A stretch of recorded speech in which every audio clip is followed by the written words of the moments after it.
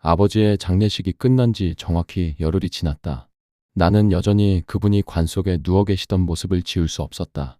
그토록 든든했던 아버지의 손이 차갑게 식어가는 것을 느꼈을 때 내 안에 무언가도 함께 얼어붙었다. 매일 밤이 똑같다. 침대에 누워 천장을 바라보며 생각한다. 아버지는 정말 행복하셨을까? 마지막까지도 웃음을 잃지 않으셨는데 그 웃음 뒤에는 무엇이 숨어 있었을까? 때로는 그분의 눈빛이 너무 깊어 보였다. 마치 바다 밑바닥처럼 어둡고 무거운 그런 눈빛. 회사에서 돌아오는 길은 매일 같은데도 왜 이렇게 무거울까? 지하철에서 아버지와 비슷한 나이의 남자를 보면 가슴이 저려온다. 그분도 누군가의 아버지일 테고 누군가에게는 세상 전부일 텐데 나에게 아버지가 그러셨듯이. 하지만 그 남자도 혹시 내 아버지처럼 무언가를 혼자 견디고 있는 건 아닐까? 월요일이었다. 사무실에서 김 과장이 내 어깨를 두드렸다. 민수야, 요즘 많이 힘들지? 얼굴이 너무 안 좋아. 괜찮습니다. 나는 습관적으로 대답했다. 하지만 괜찮지 않았다. 아버지를 잃은 슬픔보다 더 깊은 뭔가가 내 마음을 갉아먹고 있었다. 불안감이었다. 아직 정체를 알 수 없는, 하지만 분명히 존재하는 그 불안감. 부모님 돌아가시면 진짜 어른이 된 기분이야. 김 과장이 말했다. 나도 그랬거든. 갑자기 세상이 무서워지더라. 그 말이 마음에 박혔다. 세상이 무서워진다.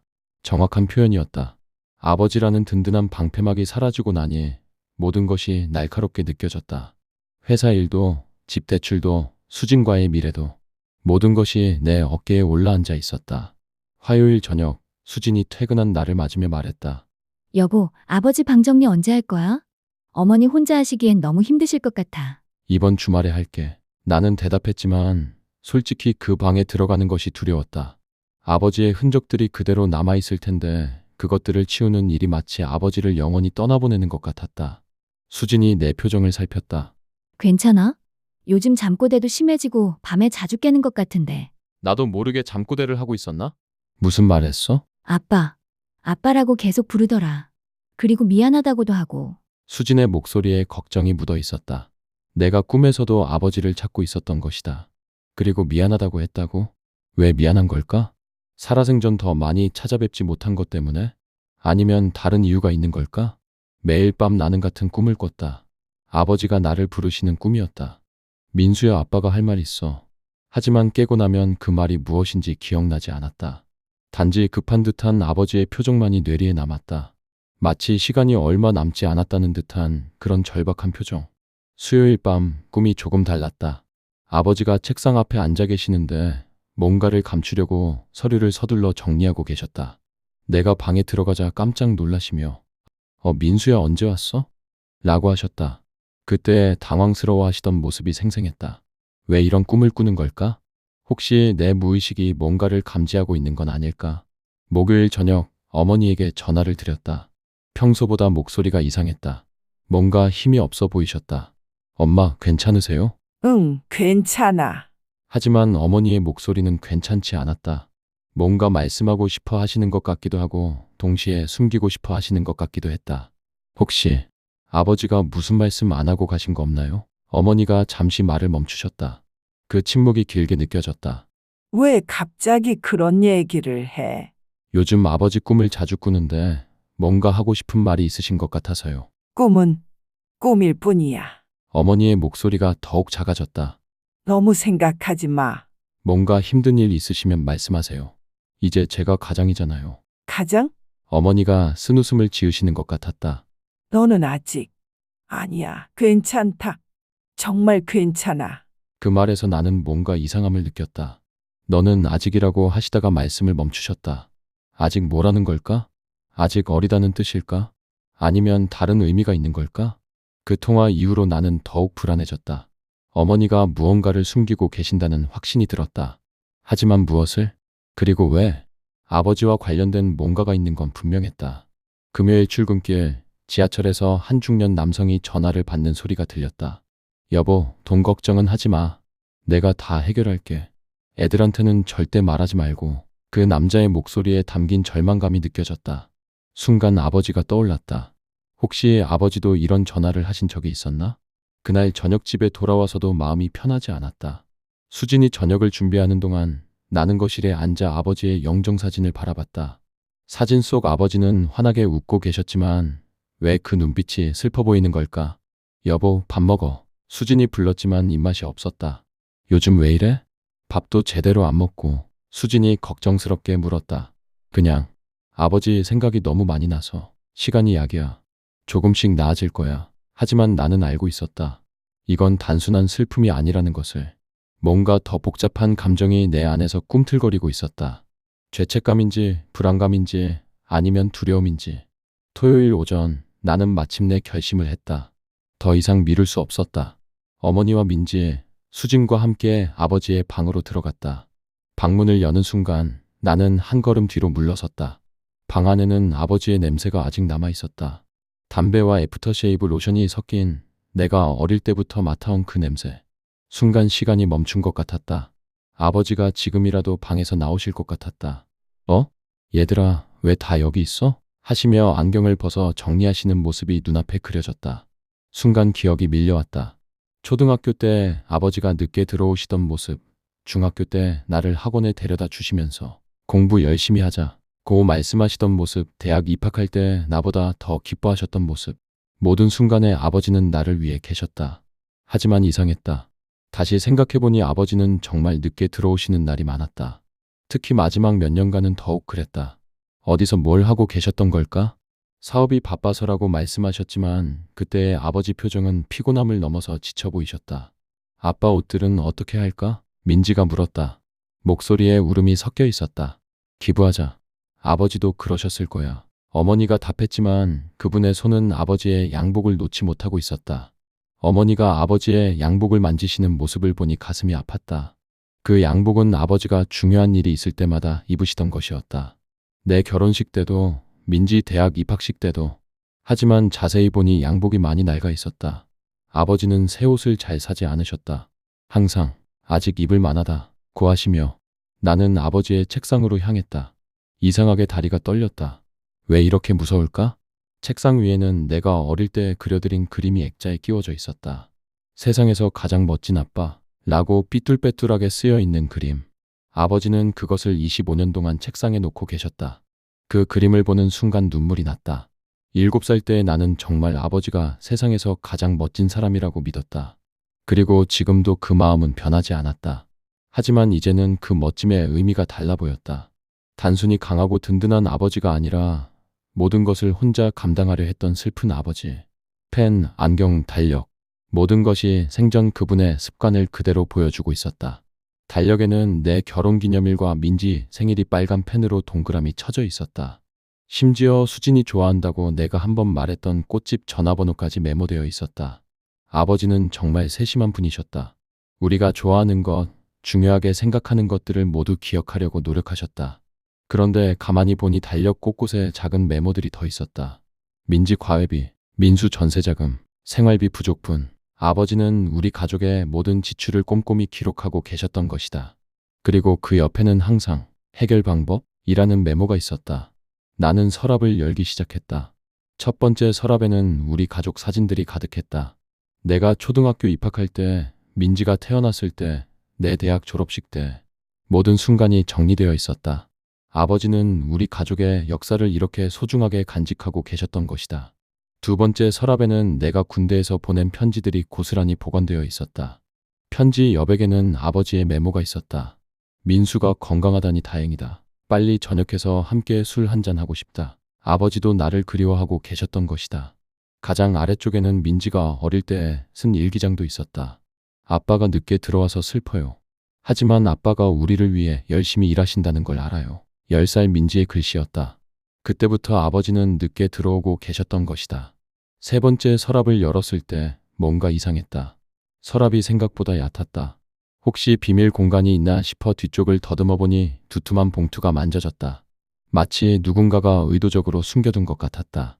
봉투를 꺼내는 순간 내 심장이 멎는 것 같았다. 봉투 겉면에 절대 중요한 민수에게 라고 아버지의 글씨로 쓰여 있었다. 손이 떨렸다. 이것을 열어봐도 되는 것일까? 아니, 아버지가 나에게 남기신 것이라면 봐야 하는 것 아닐까? 봉투를 열자 또 다른 종이가 나왔다. 아버지가 직접 쓰신 편지였다. 민수야, 이 편지를 읽고 있다는 것은 아빠가 이미 세상을 떠났다는 뜻이겠지. 아빠가 하지 못한 말들이 너무 많아서 이렇게 편지로라도 남긴다. 미안하다. 정말 미안하다. 아빠가 너희들에게 물려준 것이 사랑과 추억이 아니라 빚이라니 하지만 알아다오. 이 빚 하나하나가 모두 너희들을 위한 것이었다는 걸. 너는 이제 가장이야. 하지만 혼자 다 떠안으려 하지는 마라. 아빠의 실수를 반복하지 마라. 어머니와 민지와 함께 힘을 합쳐서 이겨내거라. 그것이 아빠의 마지막 소원이다. 편지를 읽는 동안 눈물이 멈추지 않았다. 아버지의 마음이 고스란히 전해졌다. 봉투 안에는 편지와 함께 차용증과 독촉장들이 들어있었다. 처음에는 숫자가 잘 보이지 않았다. 눈에 초점이 맞지 않았다. 다시 보니 5억 2천만 원. 내가 평생 벌어도 갚기 어려운 금액이었다. 나는 손이 떨려서 서류를 제대로 잡을 수도 없었다. 이것이 현실인가? 꿈인가? 서류를 다시 한번 확인했다. 아버지의 도장, 서명, 날짜. 모든 것이 진짜였다. 그리고 가장 최근 독촉장의 날짜는 아버지가 돌아가시기 불과 일주일 전이었다. 서류들을 자세히 보니 시작은 4년 전이었다. 처음에는 작은 금액이었다. 500만 원, 1000만 원 하지만 점점 금액이 커졌다. 그리고 빌리는 이유도 점점 절박해졌다. 민지 등록금, 민수 결혼자금, 어머니 수술비, 생활비. 그 순간 모든 퍼즐이 맞춰지기 시작했다.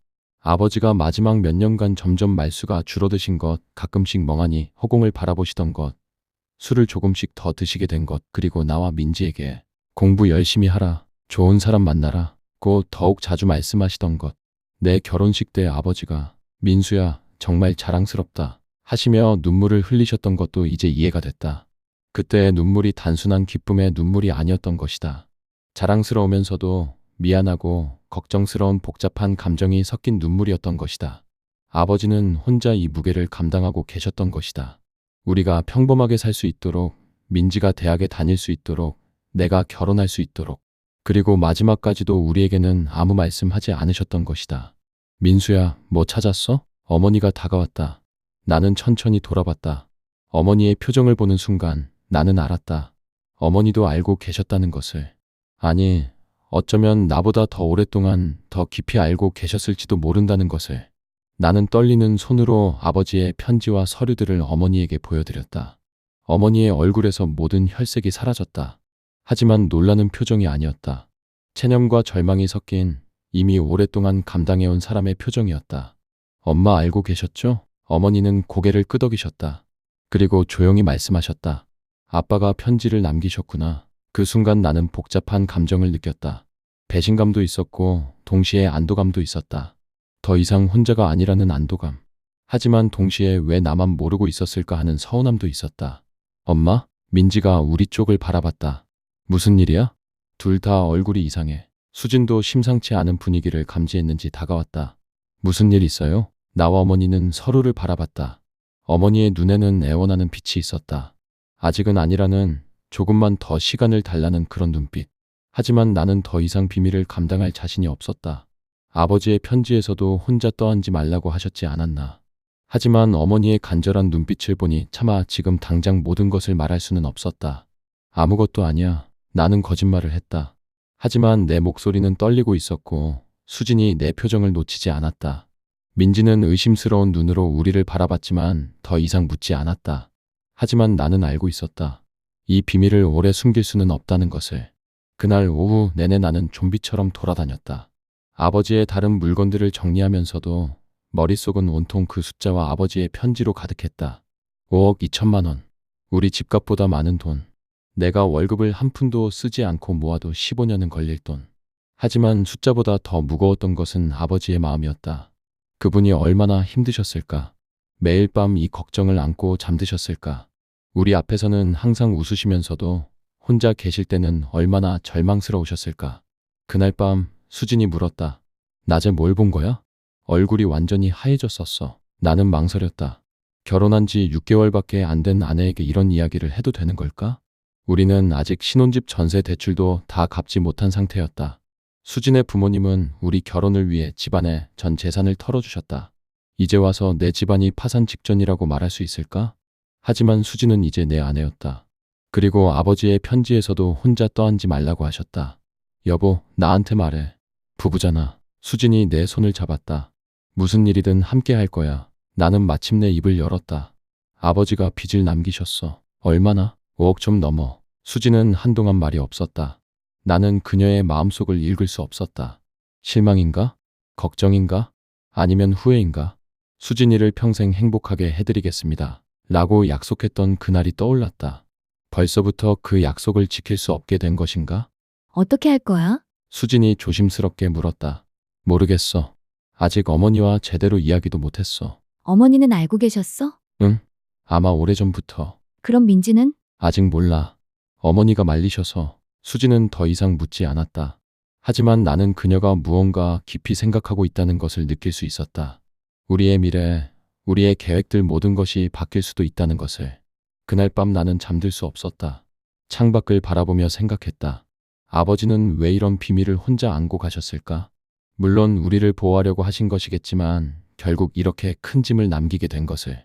새벽 3시 나는 거실로 나왔다. 아버지의 영정사진이 있었다.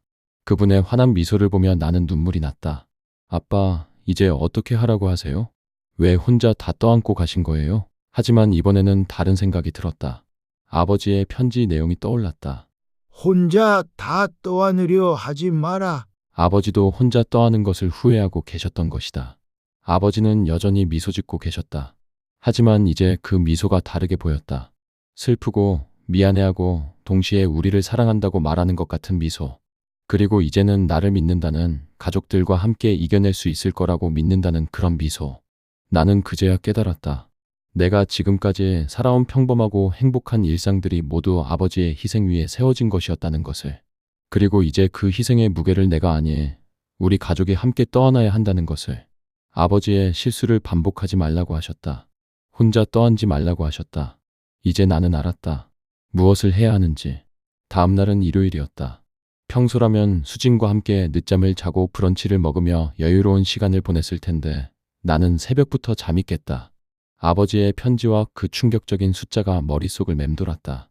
수진이 일어나자마자 나에게 말했다. 여보, 어머니께 전화해봐. 혼자 계시기엔 너무 힘드실 것 같아. 나는 어머니에게 전화를 드렸다. 엄마, 오늘 시간 되시면 잠깐 만날 수 있을까요? 이야기할 게 있어서. 어머니의 목소리에는 각오가 서린 것 같았다. 그래, 이제 때가 됐구나. 어디서 만날까? 집 근처 카페에서 만나요. 1시간 후 나는 어머니를 따로 만났다. 동네 작은 카페에서 우리는 마주 앉았다.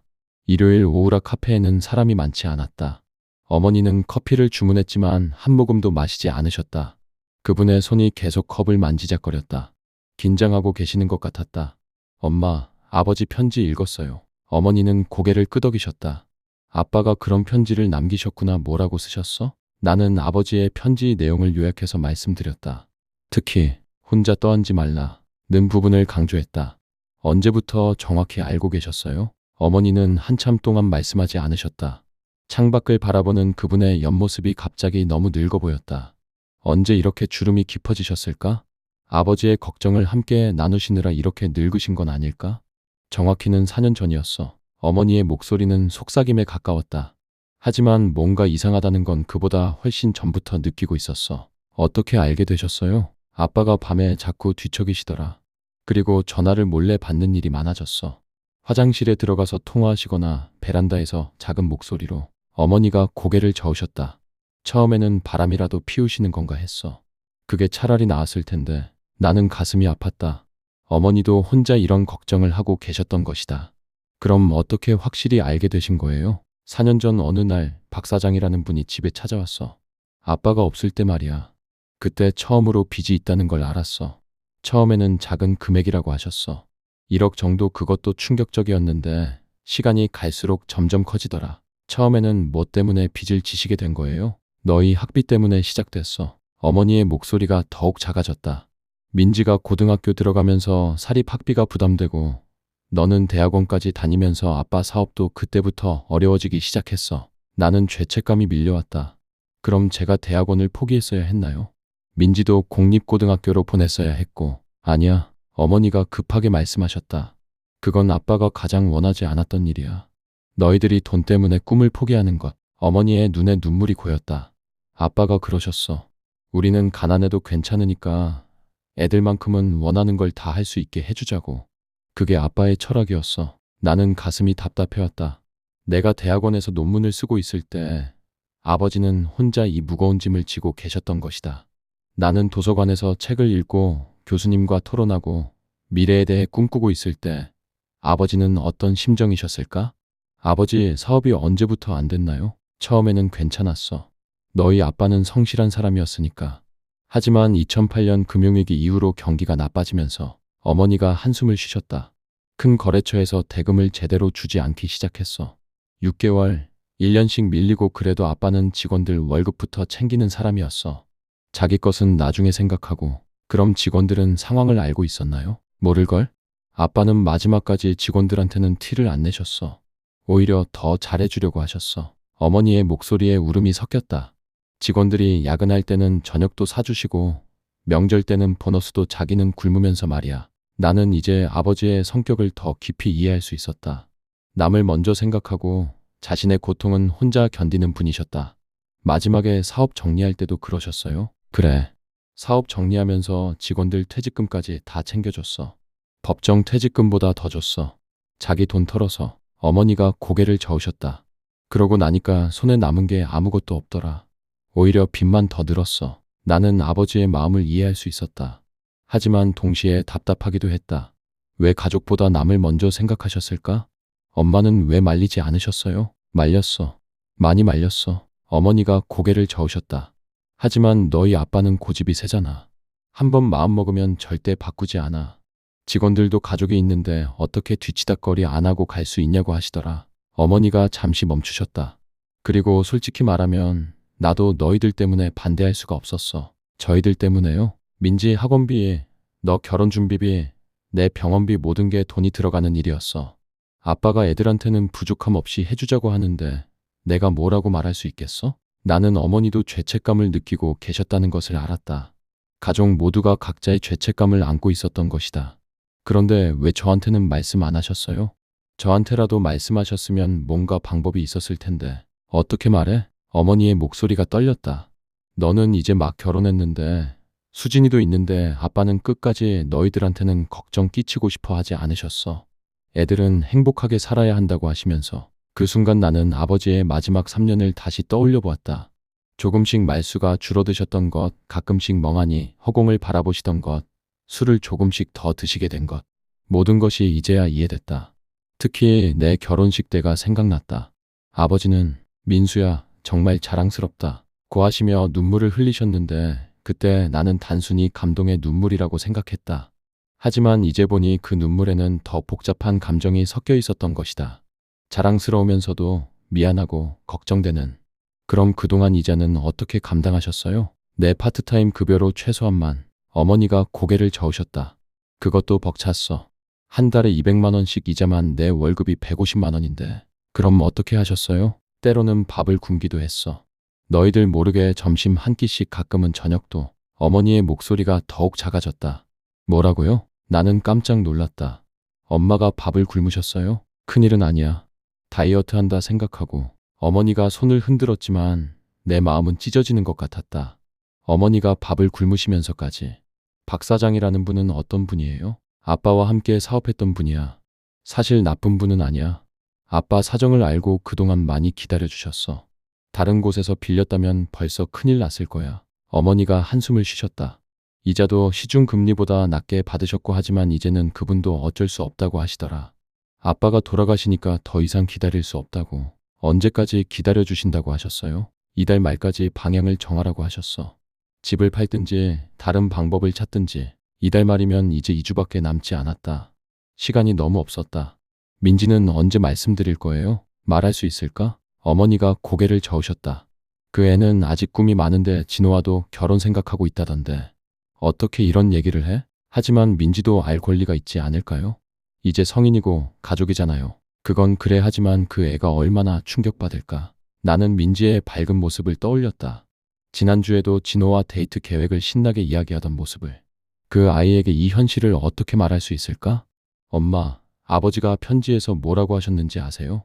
혼자 떠안지 말라고 가족들과 함께 해결하라고 하셨어요. 어머니가 고개를 들어 나를 바라봤다. 정말 그렇게 쓰셨어? 네. 아버지도 혼자 떠안은 걸 후회하고 계셨어요. 우리가 같은 실수를 반복하지 말라고. 어머니의 눈에 새로운 빛이 떠올랐다. 희망인지 안도감인지. 그럼 민지에게도 말해야 하겠구나. 네. 그리고 구체적인 계획도 세워야 해요. 카페에서 3시간을 이야기했다. 아버지의 지난 4년, 어머니가 혼자 감당하신 걱정들, 그리고 우리 가족이 앞으로 해야 할 일들에 대해서 처음으로 가족의 진짜 현실을 마주하는 시간이었다. 그날 저녁, 집으로 돌아온 나를 수진이 기다리고 있었다. 그녀의 얼굴에는 걱정이 가득했다. 어머니와 이야기 잘했어? 나는 소파에 앉아 모든 것을 털어놓았다. 4년간의 숨겨진 진실, 아버지의 희생, 어머니가 혼자 감당해온 고통, 그리고 우리 앞에 놓인 현실을. 이야기는 1시간 반이나 걸렸다. 수지는 한참 동안 조용했다. 나는 그녀의 표정을 읽으려고 했지만 너무 복잡해 보였다. 그러다가 갑자기 울음을 터뜨렸다. 왜 울어? 나는 당황해서 그녀의 어깨를 안았다. 아버지가 너무 안쓰러워. 혼자 얼마나 힘드셨을까? 수진이 흐느꼈다. 그리고 어머니도 밥까지 굶으시면서 왜 이런 일이 우리 가족에게. 수진의 눈물을 보며 나도 울음이 났다. 그녀가 내 가족의 아픔을 자신의 것처럼 받아들이고 있다는 것이 고마웠다. 그리고 미안해. 수진이 내 손을 잡았다. 어제 처음 들었을 때 돈 걱정부터 했던 내가 가족이 힘들 때 그런 생각을 했다니. 당연한 걱정이었어. 우리도 갓 결혼한 신혼부부인데, 하지만 그게 아니잖아. 가족이 어려울 때는 돈보다 마음이 먼저여야 하는 건데. 수진이 고개를 저었다. 나도 이제 이 가족의 일원이니까 함께 해결해야지.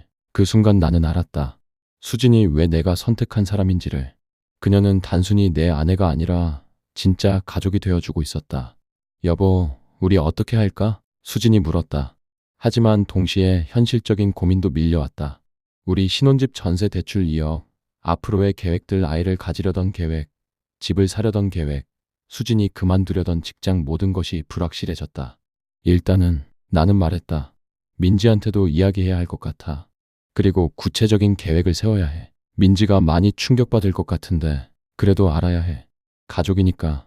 아버지도 그렇게 하라고 하셨어. 그날 밤 우리는 새벽까지 이야기했다. 수진은 자기 부모님께 도움을 청해볼 수도 있다고 했지만 나는 조심스러웠다. 수진의 부모님은 우리 결혼을 위해 이미 많은 도움을 주셨다. 더 이상 부담을 드릴 수는 없었다. 그럼 내가 일을 더 해볼까? 수진이 말했다. 지금 하는 일 외에 주말에 뭔가 더. 안 돼. 너까지 고생할 필요는 없어. 왜 없어? 우리 부부잖아. 함께 해결해야지. 수진이 내 손을 꼭 잡았다. 내 가족이 곧 내 가족이야. 수진의 말에 나는 또 한 번 감동했다. 하지만 동시에 책임감도 무거워졌다. 이제 정말로 가장이 된 것 같았다. 아버지가 감당하셨던 그 무게를 이제는 내가 아니, 우리가 함께 져야 하는 것이다. 새벽 3시가 되어서야 잠자리에 들었지만 잠이 오지 않았다. 천장을 바라보며 생각했다. 내일부터는 모든 것이 달라질 것이다. 더 이상 평범한 신혼부부가 아니라 5억의 빚을 진 가족의 아들과 며느리가 되는 것이다. 하지만 이상하게 마음 한편으로는 안도감도 있었다. 더 이상 혼자가 아니라는 안도감. 아버지는 혼자 이 무게를 감당하셨지만 나에게는 수진이 있고 어머니가 있고 민지가 있다. 아버지의 말씀대로 함께 해결할 수 있을 것이다. 월요일 아침 나는 회사에 반차를 내고 집에 남았다. 오늘은 민지에게 모든 것을 말하기로 한 날이었다. 어머니도 오시기로 했다. 민지는 오후 2시경에 집에 왔다. 대학 강의를 마치고 온 것이다. 평소와 달리 어머니와 내가 심각한 표정으로 앉아있는 것을 보고는 의아해했다. 왜들 이래? 무슨 일 있어? 민지가 가방을 내려놓으며 물었다. 나와 어머니는 서로를 바라봤다. 어머니가 작게 고개를 끄덕였다. 이제 더 이상 미룰 수 없었다. 민지야, 앉아. 나는 말했다. 너한테 중요한 얘기가 있어. 민지의 표정이 경직됐다. 설마 엄마 어디 아픈 데 있어? 아니면 형이. 우리는 괜찮아. 하지만 나는 심호흡을 했다. 아버지에 관한 얘기야. 모든 진실을 털어놓는 데는 1시간이 걸렸다. 나는 아버지의 편지부터 시작해서 5억이 넘는 빚, 지난 4년간의 숨겨진 진실, 어머니가 혼자 감당해온 고통까지 모든 것을 차근차근 설명했다. 민지의 얼굴은 점점 창백해졌다. 처음에는 믿을 수 없다는 표정이었다가 점점 현실을 받아들이기 시작했다. 그리고 마지막에는 완전히 경직됐다. 그럼 민지가 떨리는 목소리로 물었다. 내가 학교를 그만둬야 해? 아니야. 나는 단호하게 말했다. 절대 그럴 필요 없어. 하지만 현실적으로 생각해봐야지. 민지의 목소리에 냉소가 섞였다. 5억이라는 돈을 형 혼자서 감당할 수 있어? 그 말에 나는 대답할 수 없었다. 솔직히 감당할 자신이 없었다. 그리고 민지가 한숨을 쉬었다. 진호한테는 뭐라고 하지? 결혼 얘기까지 나왔는데 어머니가 다급하게 말씀하셨다. 사랑하는 사람이면 이해해 줄 거야. 엄마는 너무 순진하세요. 민지의 목소리가 더욱 차갑게 변했다. 5억 빚이 있는 지방과 결혼하고 싶어 하는 남자가 어디 있겠어요? 진호 부모님이 알면 어떻게 반응하실까요? 그 말에 방 안이 조용해졌다. 민지의 말이 틀렸다고 할 수 없었다. 현실적으로 이 빚은 우리 가족 모두의 미래를 바꿔놓을 수 있었다. 민지가 갑자기 일어섰다. 그럼 어떻게 하자는 거야? 구체적인 계획이 있어? 아직은. 나는 말을 망설였다. 아직은 없다는 거지? 민지가 웃었다. 하지만 그 웃음에는 절망이 섞여 있었다. 그럼 내가 결정할게. 민지야, 성급하게 결정하지 마. 집을 팔아요. 민지가 단호하게 말했다. 그리고 나는 학교를 그만두고 일할게. 적어도 이자라도 감당할 수 있게. 안 돼. 어머니와 내가 동시에 외쳤다. 왜 안 돼요? 현실을 받아들여야죠. 민지의 눈에 눈물이 고였다. 아빠가 우리를 위해 희생하셨는데 이제는 우리가 그 몫을 해야죠. 나는 민지의 어깨를 잡았다. 민지야, 그건 아버지가 가장 원하지 않으실 일이야. 아버지가 왜 이렇게까지 하셨는지 생각해봐. 우리가 꿈을 포기하지 않게 하려고 하신 거잖아. 그럼 대안이 있어? 민지가 내 손을 뿌리쳤다. 형이 월급으로 5억을 언제 갚을 건데? 20년? 30년? 그때 수진이 퇴근해서 들어왔다. 집안의 무거운 분위기를 느끼고는 조용히 다가왔다. 민지에게 얘기했구나. 수진이 말했다. 형수. 민지가 수진을 바라봤다. 미안해요. 형수까지 이런 일에 휘말리게 해서. 무슨 소리야. 우리 가족인데. 수진이 민지 옆에 앉았다. 민지야, 너무 성급하게 결정하지 마. 다 같이 방법을 찾아보자. 하지만 민지는 이미 마음을 정한 것 같았다. 그날 저녁 민지는 진호에게 전화를 했다. 나는 의도치 않게 방 밖에서 통화 내용을 들었다. 진호야, 우리 결혼 얘기 조금 미뤄야 할 것 같아. 민지의 목소리가 떨렸다. 가정 사정이 좀 복잡해져서. 진호의 목소리는 들리지 않았지만 긴 침묵이 있었다. 그리고 민지가 다시 말했다. 5억 정도 아빠가 돌아가시면서. 또 다른 침묵. 이번에는 더 길었다. 뭐? 왜 미리 말해주지 않았냐고? 민지의 목소리가 높아졌다. 나도 오늘 알았어. 가족들이 다 숨기고 있었어. 진호가 뭔가 말하는 소리가 희미하게 들렸다. 속았다는 기분이 든다고? 민지의 목소리에 상처가 섞였다. 진호야, 나도 피해자야. 왜 나한테 그런 말을 해? 그리고 긴 대화가 이어졌다. 나는 더 이상 듣고 싶지 않아서 거실로 나왔지만 민지가 울음을 터뜨리는 소리는 들렸다. 1시간 후 민지가 방에서 나왔다. 눈이 퉁퉁 부어 있었다. 민지야, 나는 말을 걸었다. 괜찮아. 민지가 고개를 저었다. 진호가 이해한다고 했어. 시간이 필요하다고 하지만 민지의 표정에서 나는 뭔가 더 있다는 걸 느꼈다. 전부 말해봐. 진호가 뭐라고 했어? 민지는 잠시 망설이더니 입을 열었다. 처음에는 정말 화를 냈어. 왜 숨겼느냐고, 자기를 속인 거냐고, 그리고 자기 부모님이 알면 어떻게 반응할지 걱정된다고. 내 마음이 아팠다. 민지가 사랑하는 사람으로부터 받은 상처가 느껴졌다. 하지만 마지막에는 기다리겠다고 했어. 상황이 정리될 때까지. 그래도 다행이네. 정말 그럴까? 민지가 쓴웃음을 지었다. 진호 목소리에서 느껴졌어. 부담스러워하는 게. 이제 나를 보는 시선이 달라질 거야. 그날 밤 민지는 자기 방에서 나오지 않았다. 저녁도 먹지 않았다. 며칠 후 박 사장이 집에 찾아왔다. 정중하지만 단호한 표정이었다. 조의를 표합니다. 그는 커피 한 모금을 마시고는 본론을 꺼냈다. 하지만 사업은 감정과 별개입니다. 이달 말까지는 방향을 정해주셔야 합니다. 좀 더 시간을 주실 수는 없나요? 어머니가 간청했다. 이미 충분히 기다려드렸습니다. 김 사장이 살아계실 때도 3년간 이자만 받았고요. 박 사장의 목소리에는 더 이상의 여지가 없었다. 집을 처분하시든 다른 방법을 찾으시든. 그가 가고 난 후 우리 가족은 처음으로 이 문제에 대해 본격적으로 이야기했다. 그분 말이 맞아. 민지가 말했다. 더 이상 미룰 수 없어. 현실적인 계획을 세워야 해. 민지야, 너는 학교 계속 다녀야 해. 내가 말했다. 왜? 이 상황에서? 민지가 반박했다. 형, 솔직히 말해봐. 형 월급만으로 이자 200만 원을 매달 낼 수 있어? 나는 대답할 수 없었다. 내 월급은 세후 300만 원 정도였다. 생활비를 빼고 나면 이자를 내기도 빠듯했다. 그럼 어떻게 하자는 거야? 어머니가 물으셨다. 집을 팔아요. 그리고 전 휴학하고 일할게. 민지의 목소리는 단호했다. 그리고 진호와도 정리할게요. 민지야, 어머니가 놀라셨다. 어차피 끝날 관계예요. 민지가 담담하게 말했다. 어제 진호랑 다시 통화했는데 결국 자기 부모님이 반대하실 거라고 하더라고요. 차라리 깨끗하게 정리하는 게 나아요. 나는 가슴이 아팠다. 민지가 사랑까지 포기해가면서 민지야, 그렇게까지 할 필요는 없어. 필요해요. 민지의 눈에서 눈물이 흘렀다. 아빠가 우리를 위해 모든 걸 포기하셨잖아요. 이제는 제가 그럴 차례예요. 수진이 민지의 손을 잡았다. 민지야, 아버지가 정말 원했던 건 너의 행복이었을 거야. 희생이 아니라 행복. 민지가 웃었다. 이 상황에서 무슨 행복이요? 5억 빚진 집 딸과 결혼하려는 남자가 어디 있겠어요. 그 말에 우리 모두 할 말을 잃었다. 다음날 나는 회사를 일찍 마치고 은행에 갔다. 집을 담보로 대출을 받을 수 있는지 알아보려 했다. 현재 시세로는 3억 정도 가능할 것 같습니다만 은행 직원이 말했다.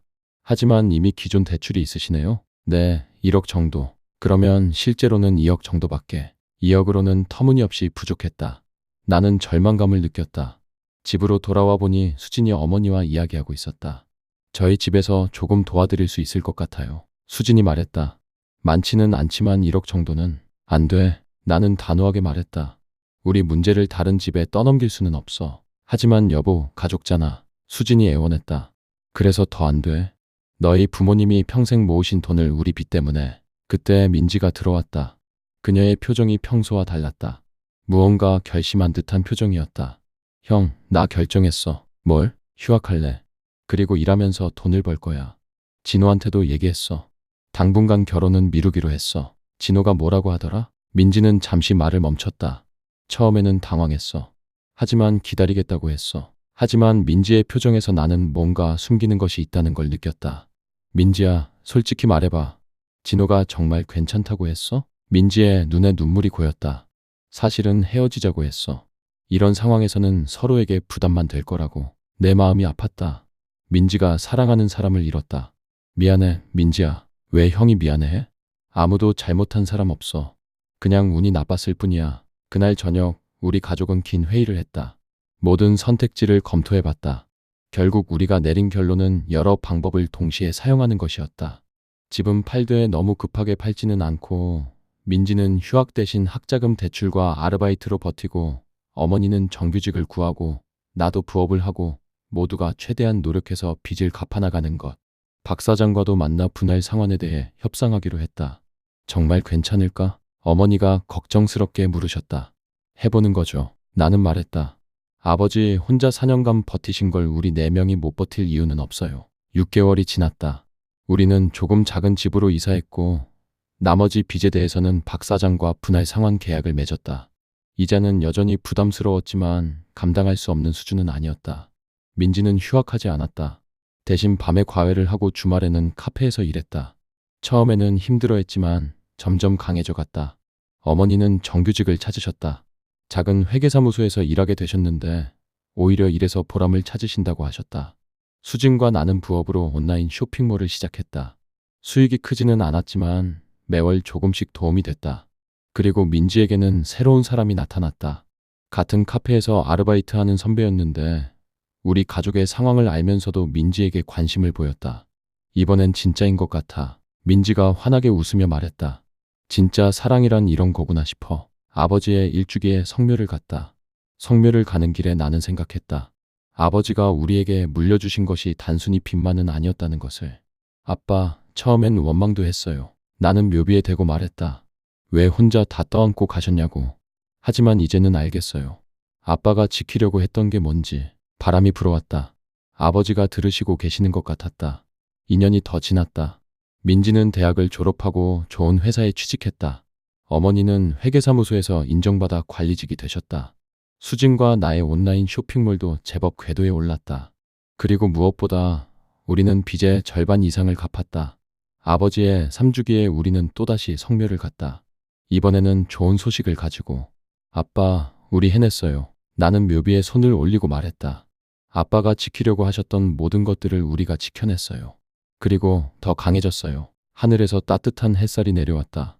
아버지의 미소 같았다. 가족이란 함께 웃는 것만이 아니라 함께 견뎌내는 것이다. 그리고 그 과정에서 우리는 진짜 가족이 된다.